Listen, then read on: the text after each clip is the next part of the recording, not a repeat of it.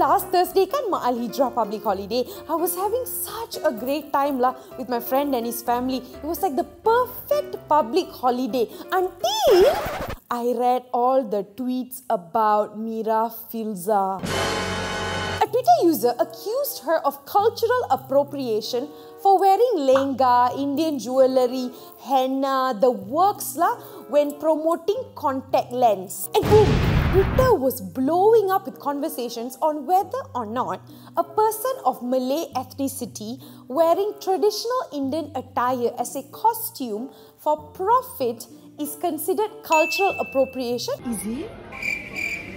Sadly, the conversations also came with an unhealthy amount of cyberbullying, racial slurs, and a lack of interest in hearing different perspectives. Very dismissive lah. I'm not going to get into that or bagi you all the definitions for cultural appropriation, cultural appreciation, or a lot of people online have taken the time to do that. But I do want to talk about how this issue has opened a huge can of worms and ripped the band-aid off festering wounds. A lot of new words and terms popped up in the conversation surrounding this issue. Cultural appropriation versus cultural appreciation, ethnic minorities, microaggression, systemic racism, representation, and inclusivity, to name a few. All words that are relatively new to a lot of Malaysians. I mean, we're not big on discussing systemic issues, racial inequalities, or have in-depth discussions on the cultures of Malaysians that come from different ethnic backgrounds. These things weren't exactly a part of our education system either. Unless we sendiri make an effort to understand what's going on around us and what it means to be an ethnic minority. And TBH, what are the chances of a general Malaysian waking up and going, today I want to read about cultural appropriation and systemic racism in Malaysia. Yes, that's what I'm going to do. I'm not going to cafe hop.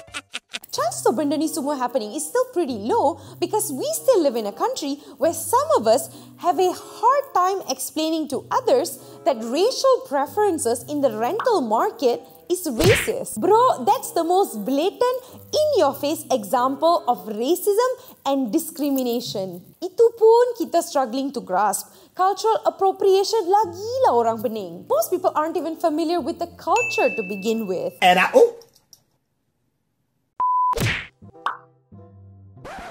most things we understand about it is based on the media that we have access to. As much as we would like to believe that all Malaysians, when your friends and family group look like a Hari Malaysia ad, and that we're all always sharing and discussing the significance of our cultures and practices, most often TBH tak lah. I mean, people still ask me what's on my forehead. Nandini, what's in your forehead? Powder, right? No, it's not. You can watch this video if you're curious about it. And another thing, quite a number of people referred to the outfit Mira Filzah was wearing as a sari. It's not a sari, she was wearing a lehenga. This is a sari. Anyway, Mira Filzah said that she only used traditional Indian attire because she had always been fascinated with the Bollywood culture, costumes, and all the glitz and glamour. Makes sense lah, right? Most non-Indians punya exposure and understanding of the Indian culture comes from Bollywood because that's the media they have access to. Yes, now got internet already, but y'all remember or not? Saturdays, 2 p.m. on TV3 is Hindi movie time for most Malaysians. We grew up with that. That's such a 90s Malaysian kids thing. And during Deepavali, which is the only time TV channels would play Indian content, most of the movies would also be from Bollywood. It's a fantasy land,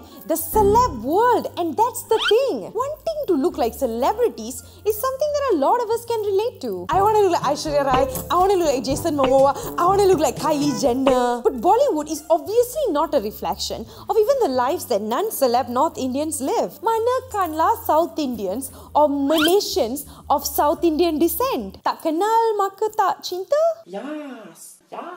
Our idea of Indians, or just people in general, is often limited to what we see around us. Our circle, your access to education, all this can expand your horizons. But if all this is not diverse, there's no representation in media or nothing, then obviously your worldview or your understanding of other cultures will be limited. Because fact is, bukan semua orang will ambil tahu about others, and media is supposed to be the bridge. It's supposed to reach the masses, educate while entertaining. It's supposed to be inclusive, showing different aspects of cultures and communities. We know so much about the Western culture because it's all over everything. Tapi, we know so little about our own native community because it's hardly in the media. People still think our native brothers and sisters all still live on trees and hold sumpits every day. You know why?